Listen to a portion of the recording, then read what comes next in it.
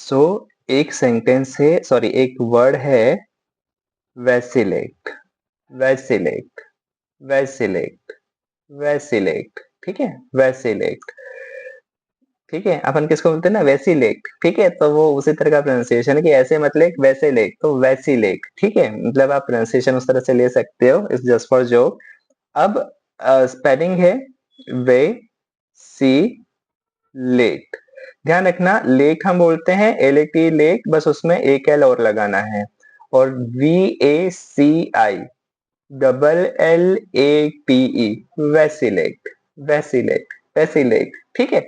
सो vacillate, vacillate का मतलब होता है असमंजस, असमंजस, हाँ में होना, असमंजस में होना।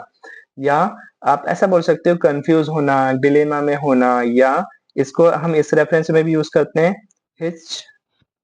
हिचकिचाना, डगमगाना। अगेन एग्जांपल देखेंगे तो मीनिंग बहुत इजीली समझ में आ जाएगा कि कैसे यूज करना है।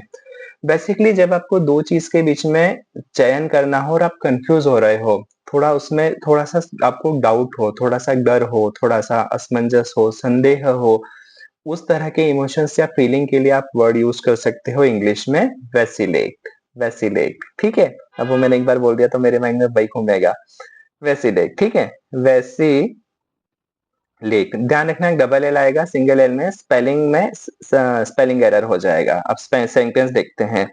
She vacillated between her new job and being on her old position only. She vacillated, वो कंफ्यूज हुई, वो असमंजस में थी, ठीक है? किसके बीच में? बिटवीन हर न्यू जॉब और या and being on her old position only. तो वो पहले वाली पोजीशन पे रहे या वो जॉब स्विच करे, इसको लेके वो क्या थी? वो वैसिलेटेड थी, वो असमंजस में थी, ठीक है? अपन एक एग्जांपल और देखते हैं।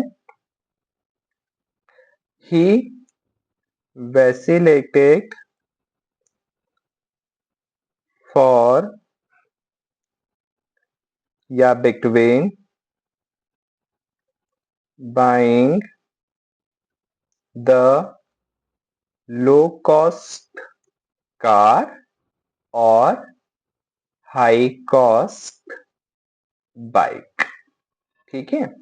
He vacillated between buying the low cost car और high cost bike। अब वो सोच रहा है कि यार कार मिल रही है मुझे, सस्ते में मिल रही है, तो मैं कार ले लूं कि इसमें 4 लोग बैठ सकते हैं, बारिश में भी प्रॉब्लम नहीं आएगी, ठंड में प्रॉब्लम आएगी, और बाइक से सस्ती मिल रही है, या मैं बाइक लूं बिकॉज ट्रैफिक में भी वो अच्छी है, स्पीड भी अच्छी है, पर 2 ही लोग बैठ पाएंगे। So when he counted on the pros and cons between the low cost car and high cost bike, he felt vacillated और he was vacillated और he vacillated, ठीक है?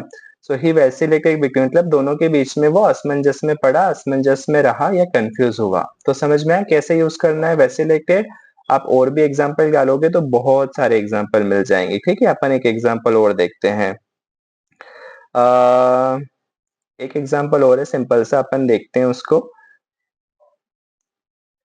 देखो, he vacillated between studying engineering and pursuing a career in music। अब उसको ये लग रहा था कि मैं इंजीनियरिंग की पढ़ाई करूं या फिर मैं इसमें म्यूजिक की मैं अपना करियर बनाऊं। सो he was vacillated, he vacillated between studying engineering and pursuing a career in music. So vacillate का ध्यान रखना, वैसिलेट एक वर्ब है, तो इसको आप वर्ब के रूप में यूज करोगे, ये वर्ब है।